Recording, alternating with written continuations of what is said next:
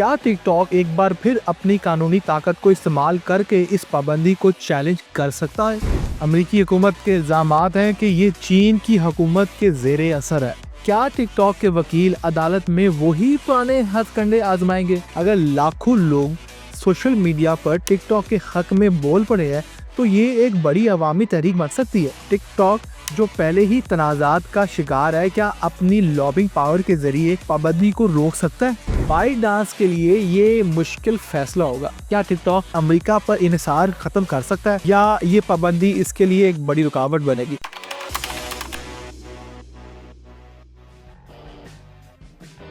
Stories with Qasim میں خوش آمدید۔ میں ہوں آپ کا ہوسٹ قاسم عباس۔ یہ بات تو واضح ہے کہ جب بھی ٹک ٹاک پہ پابندی کی بات ہوتی ہے، سب سے پہلے قانونی میدان جنگ کا سج جاتا ہے۔ یاد کریں جب ٹرمپ انتظامیہ نے ٹک ٹاک پر پابندی لگانے کی کوشش کی تھی، اس وقت ٹک ٹاک نے نہ صرف عدالتوں کا رخ کیا بلکہ اپنی پوزیشن کو مضبوط بنانے کے لیے ہر طرح کا حربہ آزمایا۔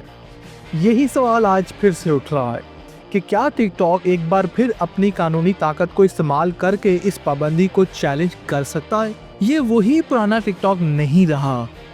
وقت کے ساتھ اس پہ تنقید بڑھ چکی ہے۔ ہر دوسرے دن سیکیورٹی خدشات کے حوالے سے نئی بات سننے کو مارکیٹ میں ملتی۔ امریکی حکومت کے الزامات ہیں کہ یہ چین کی حکومت کے زیر اثر ہے۔ حالانکہ ٹک ٹاک بار بار ان دعووں کو رد کرتا رہا ہے، مگر ان الزامات کی وجہ سے اس کی ساکھ کو نقصان ضرور پہنچا ہے۔ اگر ٹک ٹاک اس بار مکمل قانونی جنگ لڑنے کا فیصلہ کرتا ہے تو اس کے پاس کھونے کو بہت کچھ ہوگا، نہ صرف مالی وسائل بلکہ عالمی سطح پر اپنا اعتماد بھی۔ لیکن اگر یہ پابندی کو بغیر لڑائی کے قبول کر لیتا ہے تو اس پر اس کی کمزوری کو ظاہر کیا جائے گا، اور باقی ممالک بھی اسی طرح آہستہ آہستہ اس اقدامات کو فالو کرتے رہیں گے، اس پیٹرن کو فالو کریں گے۔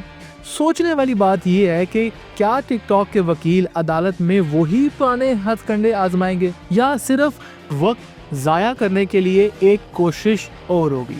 اور یہاں عوامی جذبات کا بھی سوال پیدا ہوتا ہے۔ ٹک ٹاک کے پاس ایک بہت بڑا یوزرز بیس ہے، خاص طور پہ نوجوان نسل، جو شاید اس پابندی کے خلاف آواز اٹھا سکتی ہے اور اٹھا رہی ہے۔ ذرا تصور کریں اگر لاکھوں لوگ سوشل میڈیا پر ٹک ٹاک کے حق میں بول پڑے ہیں تو یہ ایک بڑی عوامی تحریک بن سکتی ہے۔ عدالتیں قوانین پر چلتی ہیں لیکن عوامی دباؤ بھی ہمیشہ سے پردہ میں اثر انداز ہوتا رہتا ہے۔ اب بات کرتے ہیں دوسرے پہلو کی، یعنی لابنگ پاورز، فیصلہ سازوں کو متاثر کرنے کی کوشش۔ آپ نے دیکھا ہوگا کہ امریکہ میں ہر بڑی کمپنی اپنی بات منوانے کے لیے لابنگ کا سہارا لیتی۔ اب یہ سوال ہے کہ ٹک ٹاک جو پہلے ہی تنازعات کا شکار ہے، کیا اپنی لابنگ پاور کے ذریعے پابندی کو روک سکتا ہے؟ یہ بات یاد رکھیں، ٹک ٹاک کوئی معمولی ایپ نہیں ہے، اس کے پیچھے ایک دیو ہیکل کمپنی بائیٹ ڈانس ہے، جو اپنی رسائی اور وسائل کی وجہ سے کسی بھی حکومت کے ساتھ معاملات کو متاثر کرنے کی صلاحیت رکھتی ہے۔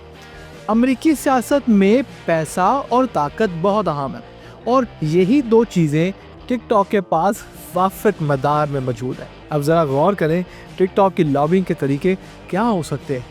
سب سے پہلے یہ اپنی ساکھ کو بہتر کرنے کے لیے میڈیا کیمپین چلا سکتا ہے، جس میں یہ باور کرایا جائے گا کہ یہ ایپ محض ایک تفریحی پلیٹ فارم ہے اور اس کے کوئی قومی سلامتی کو نقصان نہیں ہو سکتا۔ اس کے علاوہ ٹک ٹاک امریکی سیاست دانوں اور اثر رسوخ رکھنے والی شخصیات کو اپنی حمایت میں لانے کی کوشش کرے گا، اور وہ کر بھی رہا ہے۔ جی ہاں، یہی وہ لوگ ہیں جو پالیسیز اور قوانین پہ اثر انداز ہوتے ہیں۔ پھر آتے ہیں ٹک ٹاک کے وہ اعداد و شمار جو ان کے حق میں جاتے ہیں۔ یہ ایپ لاکھوں امریکی شہریوں کو روزگار دے رہی ہے، بلکہ پوری دنیا میں دے رہی ہے۔ مارکیٹنگ، ایڈورٹائزمنٹ کی دنیا کو بدل رہی ہے اور چھوٹے کاروباروں کو ایک پلیٹ فارم فراہم کر رہی ہے۔ اگر ٹک ٹاک ان کے حقائق کو نمایاں کر کے حکومت کو باور کرا دے کہ پابندی سے امریکی معیشت ہے جو اس کی اکانومی ہے اس کو نقصان پہنچے گا، تو کیا امریکی حکومت یہ بڑا اقدام اٹھا پائے گی؟ اور سب سے بڑی بات، ٹک ٹاک ایک جذباتی کارڈ کھیل سکتا ہے۔ وہ یہ باور کروا سکتا ہے کہ اس پابندی کے پیچھے اصل مقصد صرف چین سے دشمنی ہے۔ اگر ٹک ٹاک یہ بات امریکی عوام اور دنیا کے سامنے پیش کرنے میں کامیاب ہو گیا تو شاید عوامی دباؤ حکومت کو فیصلہ بدلنے پہ مجبور کر دے۔ سوچنے والی بات یہ ہے کہ کیا ٹک ٹاک اس لابنگ پاور کا درست استعمال کر سکے گا، یا امریکی سیاست میں بڑھتی ہوئی چین مخالفت اس کے لیے ناقابل عبور دیوار بن کے رہ جائے گی۔ اب بات کرتے ہیں تیسرے اہم پہلو کے، آپریشنل ایڈجسٹمنٹ، یعنی اپنے آپریشنز کو بدلنا یا کمپنی کے کچھ حصے بیچ دینا۔ یہ وہ آپشن ہے جو نہ صرف ٹک ٹاک بلکہ کئی دیگر چینی کمپنیوں کے لیے بھی زیر غور رہا ہے۔ آپ کو یاد ہوگا 2020 میں بھی ایسی ہی باتیں ہوئی تھی کہ ٹک ٹاک اپنے امریکی آپریشنز کسی دوسری کمپنی جیسے اوریکل، جیسے کہ مائیکروسافٹ کو بیچ دے گا۔ اس وقت یہ بیچنے کا معاملہ عملی شکل اختیار نہیں کر سکا تھا، لیکن اب حالات مزید پیچیدہ ہو چکے ہیں۔ پابندیوں کے دباؤ کے تحت ٹک ٹاک کے لیے یہ آپشن کھلا ہے کہ وہ اپنے امریکی آپریشنز کو کسی امریکی کمپنی کو ہی بیچ دے، لیکن کیا یہ اتنا آسان ہوگا؟ سب سے پہلے یہ قدم ٹک ٹاک کے لیے ایک بڑی ہزیمت ہوگی، بے عزتی ہوگی۔ آپ سوچیں، ایک کمپنی جو عالمی سطح پہ اپنی شناخت بنا چکی ہے، اگر اپنے کسی اہم حصے کو کسی اور کے حوالے کر دے تو اس کی خود مختاری پہ ایک بڑا دھچکا ہوگا، اس کے پلے کیا رہ جائے گا۔ دوسری طرف کیا امریکی حکومت اس بات پہ مطمئن ہو جائے گی کہ صرف ملکیت تبدیل ہونے سے سیکیورٹی خدشات ختم ہو جائیں گے؟ میرا خیال ہے کہ نہیں۔ یہاں ایک اور پہلو بھی آتا ہے۔ بائیڈنس ڈانس کے لیے یہ مشکل فیصلہ ہوگا۔ اگر وہ اپنے امریکی آپریشنز بیچتے ہیں تو انہیں بڑی مالی قربانی دینی پڑے گی۔ اس کے ساتھ ہی سوال یہ ہے کہ خریدنے والی کمپنی کون ہوگی؟ کیا وہ امریکی عوام اور حکومت کو مطمئن کر سکیں گے کہ ڈیٹا محفوظ ہے؟ کیونکہ فیس بک پہ بھی یہی پرابلمس تھی کسی زمانے میں، آپ کو یاد ہوگا۔ ایک اور آپشن ہے، ٹک ٹاک اپنے ڈیٹا سینٹرز اور آپریشنز کو مکمل طور پہ امریکہ میں منتقل کر دے اور وہاں کے قوانین کے مطابق کام کریں، لیکن یہ بھی آسان نہیں ہوگا۔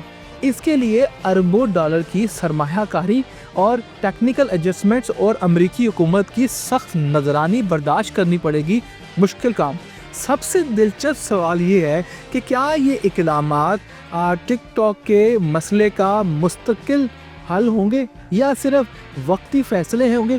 امریکی حکومت اور عوام کے لیے یہ ملکیت یا لوکیشن کا مسئلہ نہیں ہے، بلکہ چین کے ساتھ ایک بڑی جیو پولیٹیکل جنگ کا حصہ ہے۔ تو کیا ٹک ٹاک واقعی اپنے آپریشنز کو بدلنے یا کسی اور کے حوالے کرنے کا بڑا اہم قدم اٹھا سکتا ہے، یا یہ صرف ایک ایسا آپشن ہے جو مذاکرات میں وقت خریدنے کے لیے استعمال ہوگا؟ اب آتے ہیں چوتھے اور آخری نقطے پہ۔ بین الاقوامی مواقع اور آمدنی کے ذرائع میں تنوع پیدا کرتا ہے۔ یہ وہ آپشن ہے جس میں ٹک ٹاک اپنی گلوبل پاور کو استعمال کر سکتا ہے، لیکن کیا یہ امریکہ کی پابندی کا متبادل بن سکتا ہے؟ آئیے ذرا تفصیل سے اس نقطے کو بھی دیکھ لیں۔ سب سے پہلے یہ بات سمجھنی ہوگی کہ ٹک ٹاک اب صرف ایک سوشل میڈیا ایپ نہیں رہی، بلکہ ایک کلچر بن چکا ہے، ایک رجحان بن چکا ہے۔ اگر امریکہ اس پہ پابندی لگاتا بھی ہے تو ٹک ٹاک کے پاس باقی دنیا کا بہت بڑا حصہ موجود ہے۔ یورپ، ایشیا، افریقہ اور لیٹن امریکہ میں بھی ٹک ٹاک کی مقبولیت زور و شور سے چل رہی۔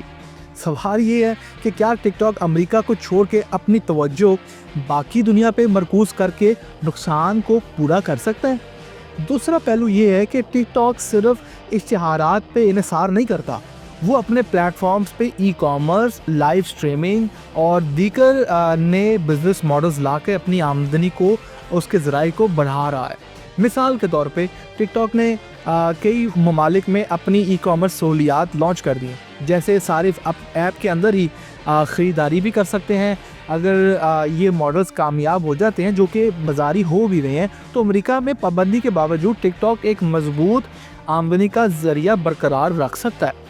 پھر آتا ہے بین الاقوامی پالیسیز کا سوال۔ اگر امریکہ ٹک ٹاک پہ پابندی لگاتا بھی ہے تو ٹک ٹاک دوسرے ممالک کو اپنی حمایت کے لیے کھڑا کر سکتا ہے، خاص طور پہ وہ ممالک جو امریکہ کی پالیسیوں سے ناخوش ہیں۔ آپ آسان زبان میں کہہ لیں جو اس وقت چین کی باسکٹ میں بیٹھے ہوئے ہیں۔